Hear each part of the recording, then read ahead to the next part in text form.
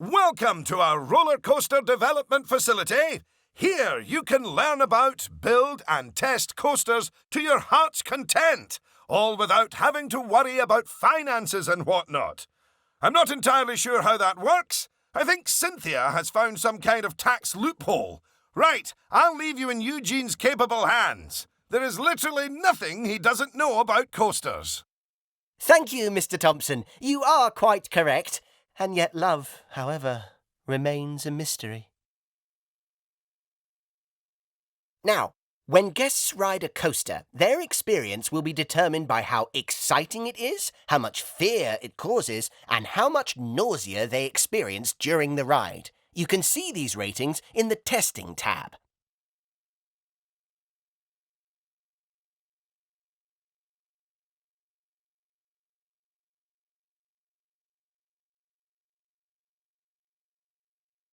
Look at those little faces! The happy face is excitement. The higher the number, the better. The scared face is fear. The best rides are scary, but not too scary. The sick face is nausea. No one likes being sick, so keep this as low as possible. At a glance, a green face means the rating is very good and your ride will have higher prestige. That's the target we're aiming for. An amber face means the rating is just all right and the ride will have less prestige. That's the target you'll probably hit a lot of the time. A red face means the rating is very poor and may even cause problems for guests. And that's like missing all the targets and shooting yourself in the foot. So, what determines excitement, fear, and nausea values? Well, they result from the gravitational forces experienced by guests as the coaster changes direction and speed. These are called G-forces. When you're ready, deselect the test coaster.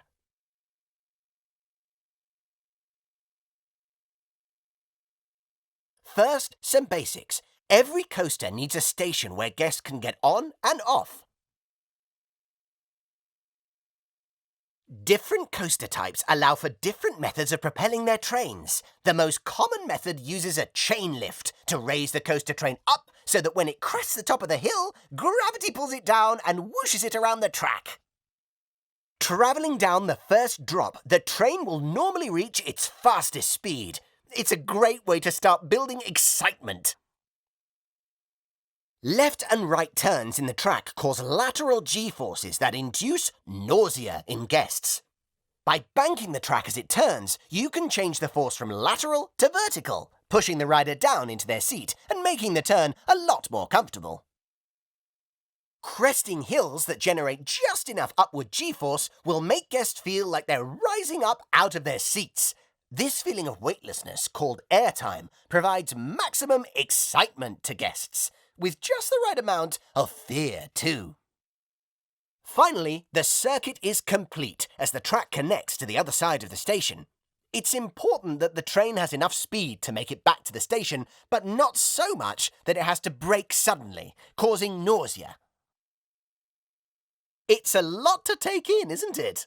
But fear not, you can always select one of the markers dotted around the test coaster for more detailed reference information, gathered via exhaustive experimentation and at least one tummy-related incident.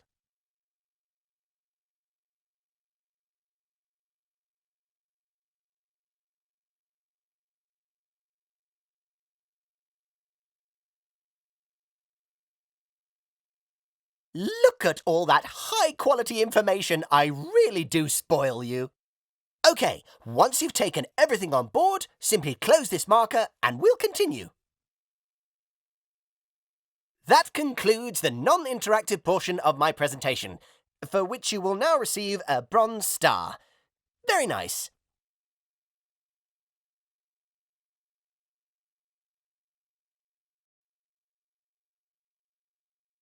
Now, if you could head over to the highlighted area, we'll move on to the interactive portion.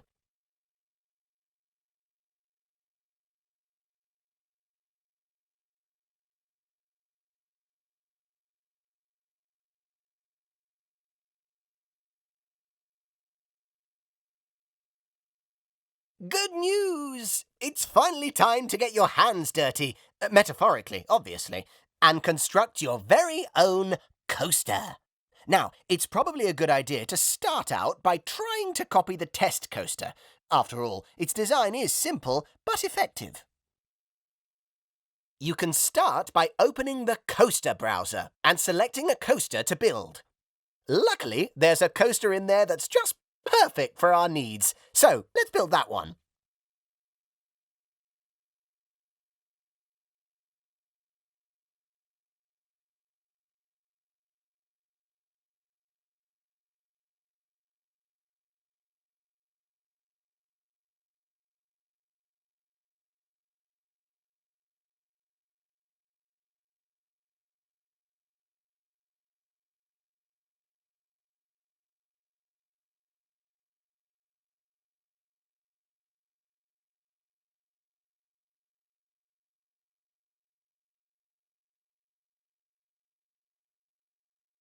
Now that the station's down, you'll need to place pieces of track one by one by one to create a circuit.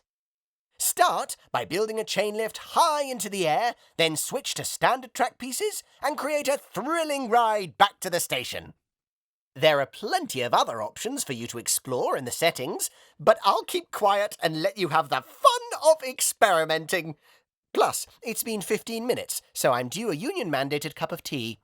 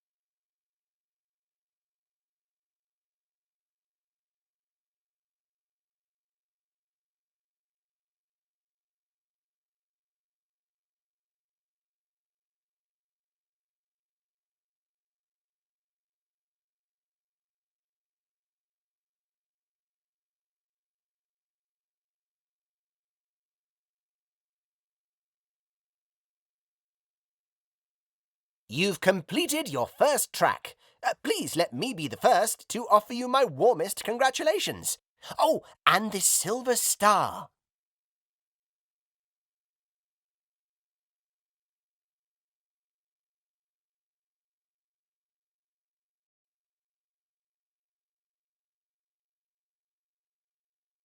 So, now you've built a coaster track, that means you need to test it and see how it fares.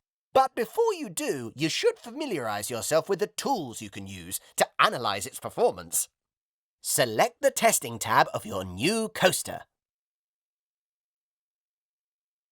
As well as the Start Test option, the Testing tab has 3 sets of data that provide essential feedback from your test: live data, results, and heat maps. Live data displays information about the ride as it happens. The data is color-coded, so you can easily see how well the coaster is performing.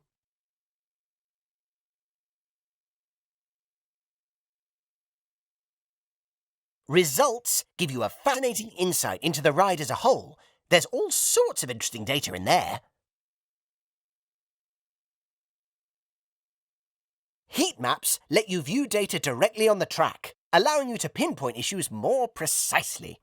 You can choose what type of information you want the heat map to visualize.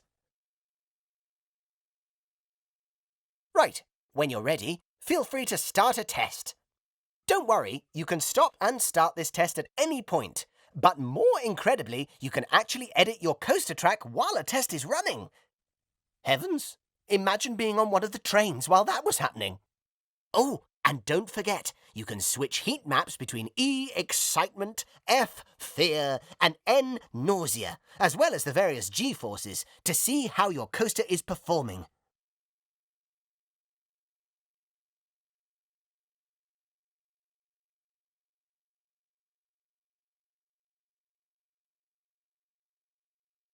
That, my friend, is what we call a chunder train, aka the Spew Choo Choo. Your nausea rating is off the charts.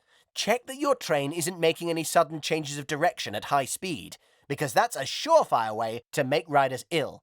Oh, and make sure to bank into your turns to eliminate those nauseating lateral G-forces.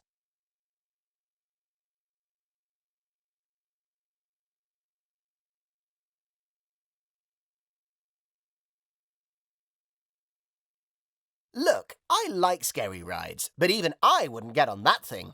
You should make sure your drops and turns aren't so severe, and think about adding some gentle stretches too, so your riders can calm down between the scary bits.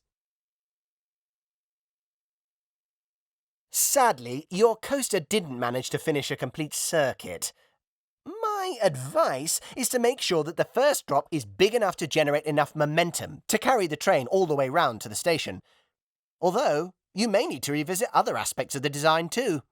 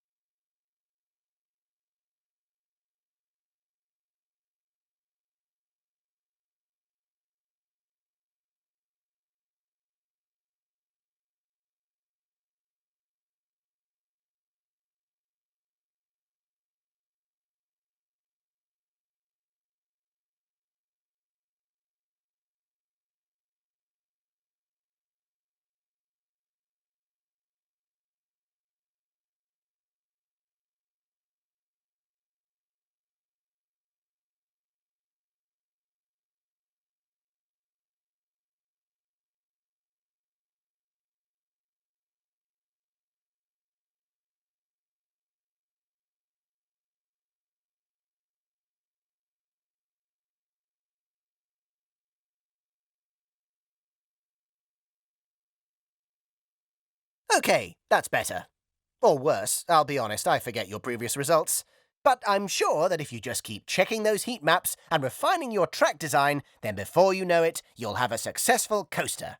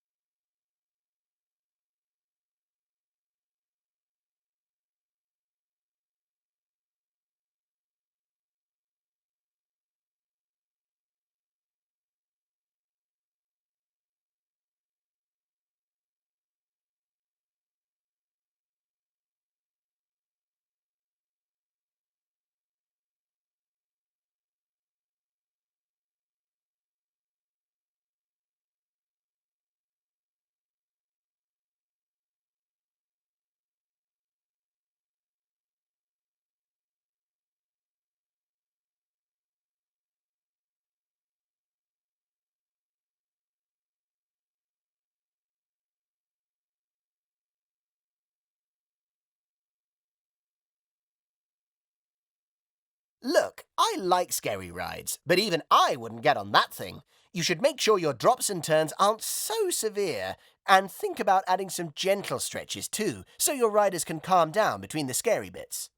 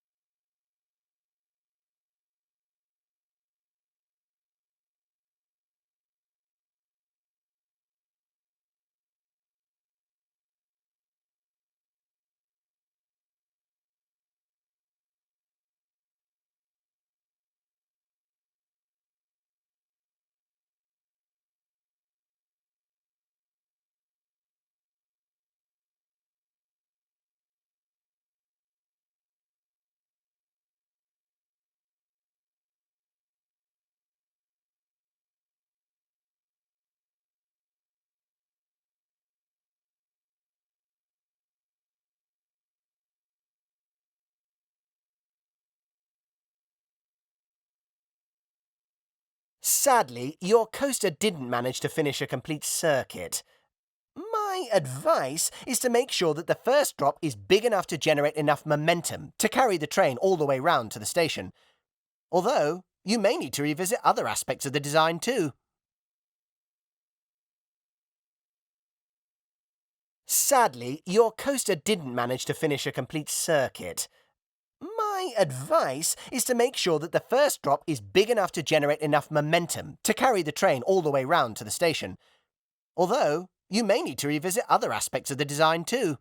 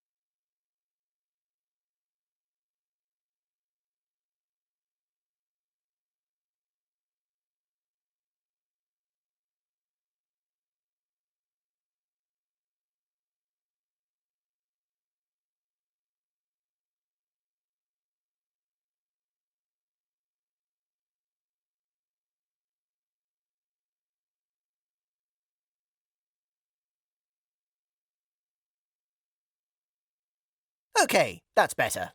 Or worse, I'll be honest, I forget your previous results. But I'm sure that if you just keep checking those heat maps and refining your track design, then before you know it, you'll have a successful coaster.